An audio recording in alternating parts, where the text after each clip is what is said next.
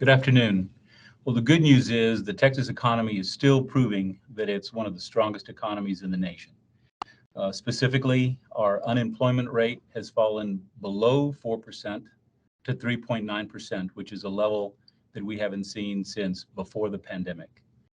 We have over 13.7 million Texans working, which is also unprecedented in that it is our 14th consecutive record high number of people working in the state of Texas. And our the total number of positions that employers have added increased by over 29,000, and we're now seeing total positions added for the year of over 650,000 new positions. And we have over 14 million Texans participating in the labor force. Those are both Texans who've recently moved here and are seeking employment, as well as individuals who have previously been on the sidelines because of COVID or some other reason, and now they've re-engaged into the market because the Texas economy is doing as well as it is doing. With that, I'd like to have Mariana Vega go into a little bit more detail about some of the information that we've shared with you, and then we'll answer whatever questions you might have. Mariana? Thank you, Mr. Serna. Mariana Vega with the Labor Market Information Department. And today I'm going to go over some labor market highlights from our data release this morning. So we'll go ahead and just dive right in and start with the unemployment rate. So after 3 months of remaining at 4%, the unemployment did drop a tenth of a percentage point to 3.9% in December. So this is the first time since February 2020 that the unemployment has fallen below 4%.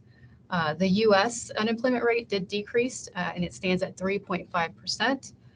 The number of unemployed stands at its lowest since February 2020, and the unemployment rate is the sixth lowest reading that we've seen in the series history that goes back to 1976. So we'll move on to the next slide that shows the labor force participation rate for both Texas and the U.S.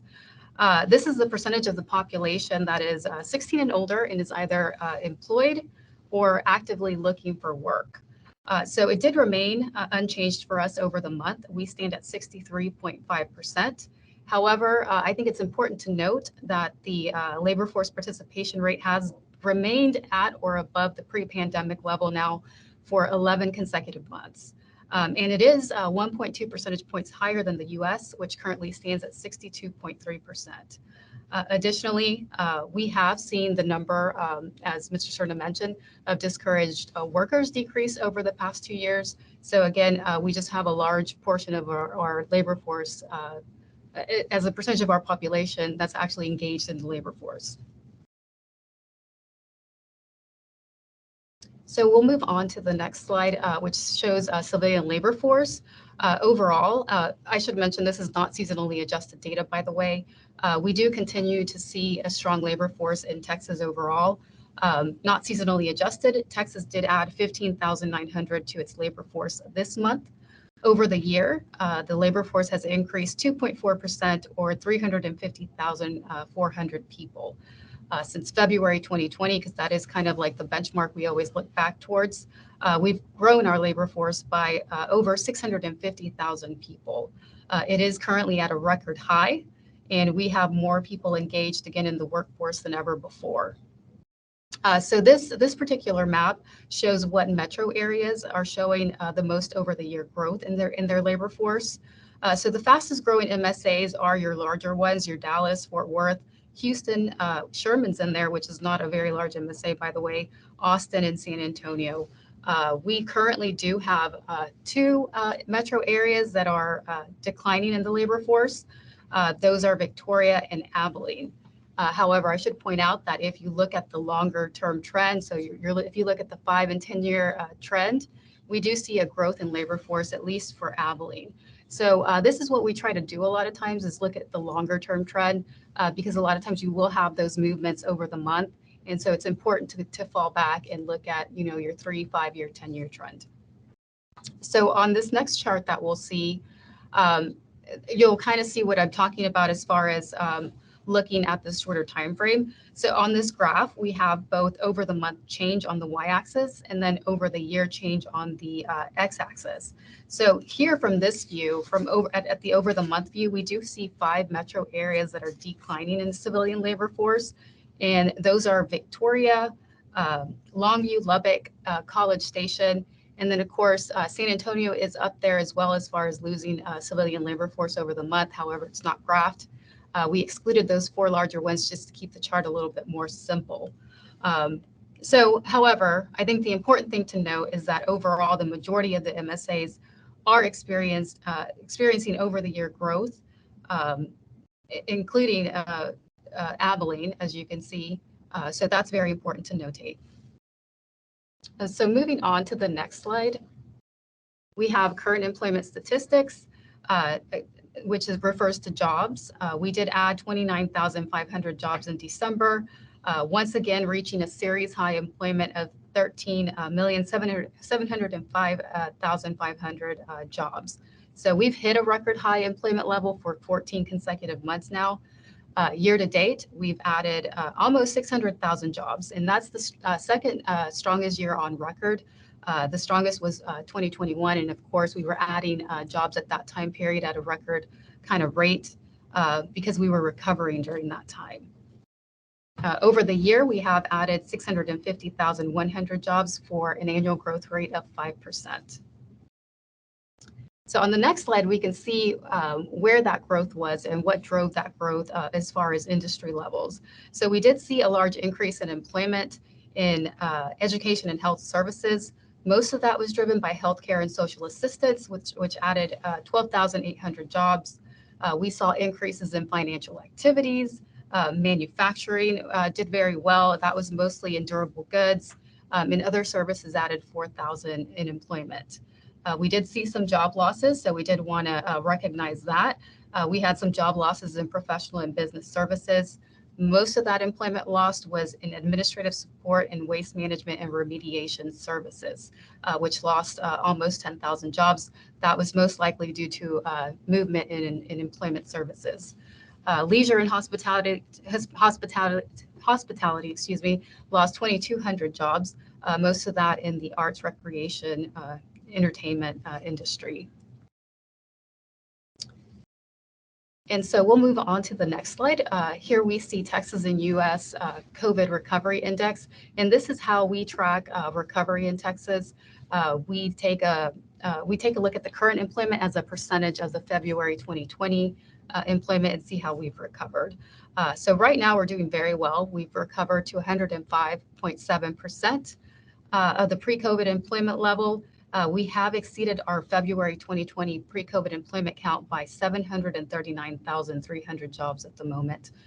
Just for comparison purposes, the U.S. has recovered to 100.8%. To your right, you do see your major industries and how we're doing as far as recovery compared to the U.S. for those. So Texas has recovered in all industries except for 3. Those are mining and logging, construction, and government. And government is like 0.03% away from recovery. So I would consider that almost fully recovered because that can change just through a revision. It's only 600 jobs shy of full recovery. So the US in comparison has 7 industries recovered. And we do outpace the US in all of the industries in terms of recovery except for 1, and that's construction. We had some over the month losses earlier in the previous 3 months. However, this month we did add 700 jobs in December for that particular industry. And I should say that as far as wages, construction has done very well compared to the US as well. It's actually outperformed increases for the US for 6 consecutive months. And so we'll move on to wages since I mentioned construction wages. And here we have average hourly earnings by industry. So we did see 4 industries that have higher average hourly earnings in the private sector, which stands at $30.53. And those are financial activities, which led all of the industries at $41.33, professional and business services, manufacturing, and then of course construction, which stood at $30.68. As far as the biggest over the month change, that was in manufacturing, which gained 54 cents. And then construction had the biggest over the year change at 8.1%, which was a gain of $2.31. And we'll move on to just touch upon a little bit on the Texas MSA employment growth. Here you have a bubble chart. So I'll explain kind of a few things before we get into the actual data. Annual growth is on the x-axis. So that is how where we see how certain metro areas have expanded. And then we're also looking at the 3-month annualized growth rate just to see employment momentum, which industry or which metro areas are showing the most current movement as far as growth. The size of the bubble does represent the relative size of employment for each of the metro areas. And then additionally, those blue bubbles are the recovered MSAs, and then the yellow ones are the ones that have yet to recover to their February 2020 employment level.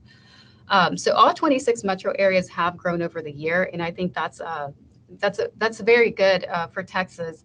Dallas does lead as a very large metro area with an over the year employment growth of 6.4%. However, if you look at that chart, Sherman-Denison, having much smaller employment, is showing a lot of recent growth momentum. So one important thing that I would like for everyone to take away is that all of those 6 MSAs that are in yellow that are not fully recovered to pre-pandemic levels, they still have really positive over the year growth. So that's pretty notable. And that's in Odessa, Midland, Beaumont, Port Arthur, Longview, Victoria, and Corpus Christi. And then my last slide covers some claims data. So we did see initial claims go up 9.5%, which is about 1,300 claims. Initial claims is above the pre-pandemic level by about 3,000 claims, but it's still doing really well. Continued claims did go up 15.1%, and that's over 14,000 claims. However, continued claims does remain below pre-COVID levels, and it's actually the lowest December reading that we've seen since 2007, which is quite notable. So that concludes my remarks as far as the presentation for today, just covering the data that we recently released. We'll be more than happy to answer some questions, but I'll hand it over to Angela so she can handle that part. Excellent. Thank you so much. Such great information in there. As she mentioned, we'll take questions now. So again, please raise your virtual hand in the chat and I will go ahead and unmute and turn on your camera as well. And please let us know what station and what your name is. It looks like our first hand up is coming from Lori Brown. You can go ahead now and turn on both your mic and your camera. Hi there. Yes, I wanted to find out what, while these numbers are great, there is still concern about a recession on the horizon. So what are your thoughts about the employment in Texas and where Texas might stand if a recession is on the horizon? Sure. I'll go. Yeah, I Would think you like to make some comments before? Yeah, just very quickly, the sort of non-technical comments, and none of us can really predict what's going to happen in the long term or in the short term that's in the future. But the Texas economy, as we've indicated, and as we are seeing, is very strong. We believe that a lot of what we're seeing with regard to unemployment, in the press, and I don't mean our local press, but in the national press, is in other states. We're continuing to move forward. Employers are continuing to add jobs, and people are continuing to look for work. I think Mariana has a little bit more detailed information with regard to what our thoughts are on that. Sure, thank you. So I guess I just wanted to mention that before COVID, we were on an upward trajectory. We were having extremely low unemployment rates at the time of 4% and under. 4% is considered full employment by most economists. We were seeing, like 120 months almost of consecutive growth over the month. And we recovered pretty quickly. We fully recovered by November of 2021. Some industries recovered faster than others. As you know, we still have 3 that are not recovered. But we're still seeing growth in Texas. We haven't really seen any of those headwinds show up in our numbers. We did lead in population growth. in 2021, and we have done so for the last 10 years. And I think population being a main economic driver really helps us in that respect. As you know, as the population grows, there's need for more services and goods. We also see more people here wanting to work. We have about almost 50,000 new entrants into the workforce every month. And we have a very diverse economy as well. I think maybe 20 years ago, we were more oil and gas dependent. Now we've seen, a lot of growth in healthcare, a lot of growth in professional and business services, as well as finance. We see new companies coming in. So I think our numbers are showing that our economy is very strong at the moment. Great. Thank you so much for the question and for the response. Our next hand up that we have right now is Tahara with KXAN here in Austin. Please go ahead and turn on your mic and camera. Hello, thank you so much. This is all really helpful. I appreciate it. Obviously, I just want to bring in, some of the big news of the day was Google's layoffs that were announced this morning. As you may know, we have Google here in Austin, in the Austin area. So my question is, first of all, where does Google fall in the industries that you guys break down by? And if you could talk a little bit more about the trends in that industry in Texas, and if you have a little bit more specifics that you can comment on for the Austin Round Rock Metro, that would be great too. Sure. So I should mention that we're unable to actually release what industry that specific employer is in due to confidentiality. We do have a cooperative agreement with the Bureau of Labor Statistics, so there's certain information we just can't release. However, we do have a third-party vendor tool online on one of our sites, texaslmi.com, where you can look for that information, but we would be unable to release it ourselves. Or I can't, I will say that. But if it's available on public websites, for sure. Where it is as far as industry is kind of tricky too, because it depends on what they're actually doing. And even the tech industries can fall into manufacturing, the information industry, as well as professional and business services. So we see that a lot fall in various industries. Layoffs, the thing about layoffs is that sometimes they take a little bit of time to show up in our numbers, just because of the way we collect data and process the data. So we're not really seeing the effects of layoffs yet in Texas. Not to say that can't happen. We just haven't seen it yet. As I said, we've had the second strongest year on record thus far. So again, we're showing really a lot of growth. I will say though that some of the layoffs, I think, are due to the balancing of the labor market. And I always like to mention the transportation and warehousing industry, because I think that's a very good example. During COVID, people just changed the way they were doing things. They turned to shopping online more. So there was tremendous growth in that particular industry. As COVID, ended, and I won't say ended because, it's still a topic. But as we emerge from the pandemic employment loss, people shifted back to some of their old ways of doing things, and that includes, shopping in brick and mortar stores. So as people change the way they do things, I think employers have to change their business models as well, and so they are making adjustments. And obviously, I think just even talk about a recession does affect confidence level, and employers try to prepare for that as well. But again, we're showing really strong growth.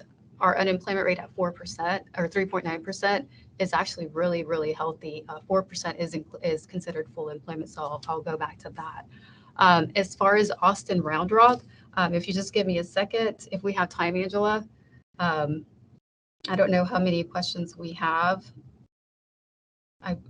We don't have any hands up right now, but if you want a moment to have them go through the data, we can return back to that. And I will, in the meantime, thank you for that question, Tahara, and I will put out, if anyone else has any questions, again, please raise your virtual hand, and I'll go ahead and unmute and turn your camera on so you can ask that question. And again, if you'd rather not, you can also put your question in the chat and I can ask it that way. Do we have any other questions?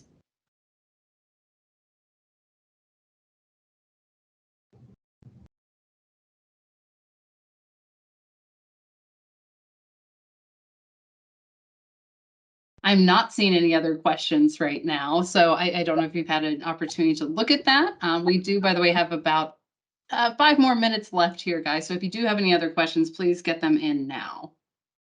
Sure. So I'll just go ahead and talk a little bit about the Austin MSA. I don't have a lot of information in front of me. What I do have are seasonally adjusted numbers. So the Austin Round Rock MSA I'm showing grew by 1,800 jobs over the month, and it has a really healthy over the year growth rate as well of 4.3%, adding 51,900 jobs. As far as how the employment looks at the industry level, we would have to go back and look at that. At the industry level, that data is not seasonally adjusted, so it's actual numbers. So it can contradict a little bit of as far as what we're seeing as far as the seasonal employment gains. So we can definitely follow back up with you on that to provide a little bit more detailed information if that's okay. Great, thank you. And I did get another question come up, and this is again from Lori Brown with Fox in Dallas. So Lori, please feel free to turn on your camera and mic and ask your question. Hey there. Yeah. Can you talk about the concerns about inflation? I mean, this is great news about unemployment, but a lot of people are also dealing with inflation. And could the strong employment numbers in Texas also mean that, and we'll continue to deal with that high inflation? Sure. So yes, so we've seen inflation be at record levels. It has decreased over the past few months, and we definitely know that it affects affordability and demand for services. But that's kind of the point of inflation, is to bring stabilize the economy a little bit and bring prices back to more of a normal level. And it will impact some industries more than others. And I can just I'll talk about one in particular, the housing, real estate. As prices are up, and this has to do too with the Fed increasing the interest rates as well. It affects affordability, and it affects whether or not people are going to refinance their homes, buy a home, all of that. So those type of policies will affect industries directly, and they'll make adjustments to their employment levels. So it's definitely something that we're keeping our eye out. During this time, though, we saw people continue to spend. The demand was there during this time, and I think that's what contributed to our continued growth, because we're still showing stronger than average growth, even though we fully recovered as far as employment. That happened back in November of 2021. So just something that I think we'll definitely keep an eye on.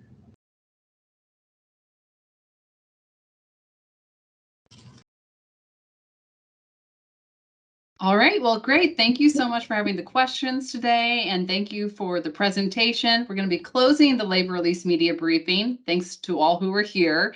Also, I will be sending that recording later this afternoon. Our next labor release is going to be Friday, March 10th, and we'll leave with some closing words from our Executive Director, Ed Cerna. First, I wanted to thank you for joining us today, and remind everybody, something pleasant to remind everybody about, that the Texas economy is very strong. These numbers are an aspect of that continue to demonstrate a growing economy. There are factors that may affect us in the future, but right now we continue to grow. We continue to do the things that we need to do to be a state where businesses want to move and individuals want to move for opportunities. And the Workforce Commission is there to support both the businesses, the employers, as well as the individuals who are seeking employment or need another form of assistance in order to get into the economy, which is a very vibrant economy here in Texas. So with that, we continue to be available to support you and answer any questions you have through Angela or any other means that we have. So thank you again for joining us today.